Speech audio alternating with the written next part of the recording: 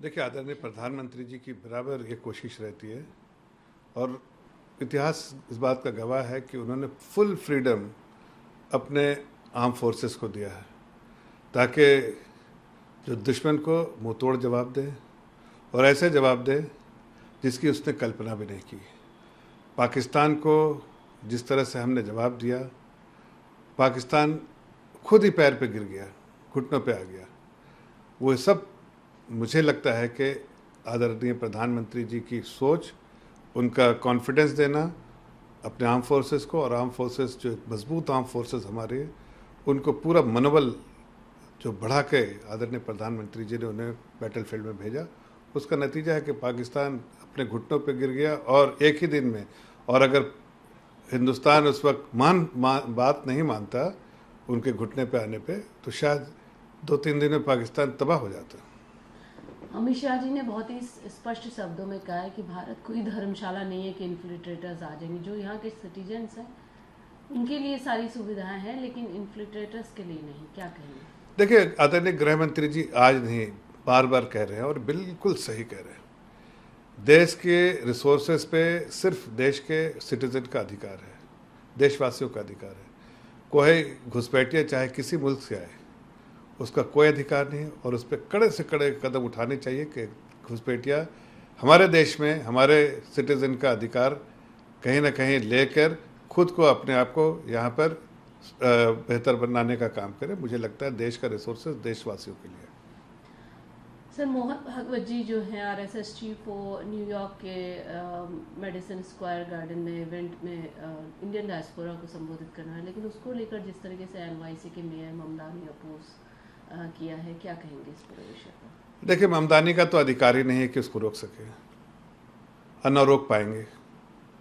लेकिन उन्हें सिर्फ न्यूज़ में रहने के लिए और एक सेक्शन ऑफ द सोसाइटी को खुश करने के लिए उन्होंने इस तरह के बयान दिए। उनको भी पता है कि उनके अधिकार क्षेत्र में से के बाहर है और वहाँ की जनता और 5,000 से 10,000 लोग जो मेडिसन स्क्वायर पे आएंगे, वो बिल्कुल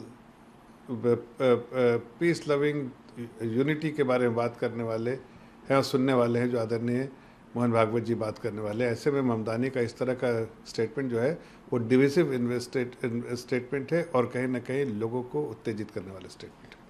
हिजाब पहनने को लेकर जो हाई कोर्ट का ऑर्डर आया है, एक स्टूडेंट ने अपील की थी उस पहनने के लिए हिजाब, उसके बाद जुरीन ओवैसी ने कहा कि ये उचित नहीं है, इस तरीके का जजमेंट नहीं आना चाहिए, ये वायलेशन है आर्टिकल 25 और 19 का इंडियन कॉन्स्टिट्यूशन। कैसे देखते हैं, क्या कहेंगे? देखिए, मैं जनरली सऊदीन ओवैसी के साथ मैं तो कभी सहमत नहीं रहता, लेकिन इस बात में मेरी सहमति है कि फ्रीडम ऑफ लिविंग जो है वो कॉन्स्टिट्यूशन देता है। आस्था जो है एक पर्सनल चीज़ है, पहनना ओढ़ना एक पर्सनल चीज़ है। मुझे लगता है कि इसमें एक आम नागरिक को पूरा अधिकार है और उसको किस तरह से अपने कपड़े पहनावे होने चाहिए, किस तरह की ज़िंदगी गुजारनी चाहिए, और इसमें कोर्ट को भी इसका संज्ञान लेना चाहिए कि धार्मिक आस्था में हस्तक्षेप कोर्ट का सही नहीं है। हालांकि इस केस में स्टूडेंट्स की बात है, स्टूडेंट का एक यूनिफॉर्म होता है, उसको सही तरह से स्कूल को भी एड्रेस करना चाहिए ताकि आस्था भी रह जाए और कोर्ट का ऑर्डर को भी उसका सम्मान किया जाए। One nation one election bill जो है उसको लेकर बहस एक छिड़ी हुई है। वो कांग्रेस लगातार ये कह रही है कि कॉन्स्टिट्यूशन के खिलाफ है, ये बहुत सारी इसमें जो है लूपहोल्स हैं, ये नहीं होना चाहिए। इस तरीके की जो लगातार सवाल उठ रहे हैं, आप कैसे देखते हैं, क्या कहेंगे? देखिए, वन नेशन वन इलेक्शन इस देश की ज़रूरत है, इस देश के लोगों की ज़रूरत है, किसी पॉलिटिकल पार्टी की ज़रूरत नहीं है। ये देशवासियों की ज़रूरत है। देशवासियों का नुकसान होता है। वन नेशन वन इलेक्शन ना होने से देश का ग्रोथ नहीं होता है, देश जो है कहीं ना कहीं पीछे रह जाता है।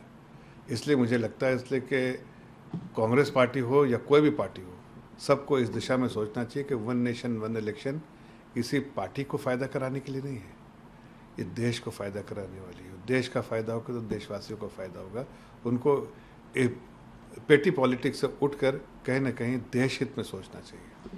एक बात इन्होंने ये भी कही है कि असदुद्दीन ओवैसी ने कि जो बीजेपी है या आरएसएस है ये मनुस्मृति चाहते हैं, ये अम्बेडकर का जो संविधान है वो नहीं चाहते। देखिए, सबसे पहली बात तो ओवैसी साहब को मालूम है, खुद बैरिस्टर है, कि हिंदू कोड बिल बरसों पहले आया था। उसके बाद मनुस्मृति का कोई रेलेवेंस नहीं रह गया। साथ साथ ये देश कॉन्स्टिट्यूशन से चलता है, लेकिन भड़काने के लिए इस तरह की बात जो बोलते हैं राहुल गांधी या ओवैसी, उससे समझ में आता है ये सिर्फ जनता को और समाज को डिवाइड करने के लिए बोलते हैं।